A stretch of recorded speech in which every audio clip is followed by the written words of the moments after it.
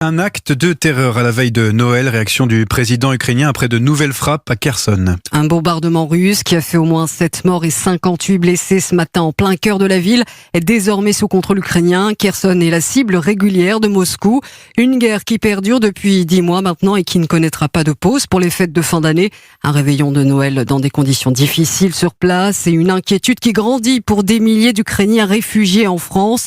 C'est notamment le cas à Odomé, à côté de Saint-Anne-des-Eaux dans le Nord. Frédéric accueille Olga et sa famille et tente de leur faire oublier le temps d'un soir les douloureuses images de la guerre. Un reportage signé Maximilien Carlier. À côté du sapin, sur la longue tablée, on voit des assiettes en porcelaine, des couverts en argent. Frédéric pose délicatement les verres en cristal. On se retrouve à 11, donc 6 Ukrainiens à table. Ce sera un Noël très différent en tout point. Avec un mix de plats français et ukrainiens cuisinés par Olga.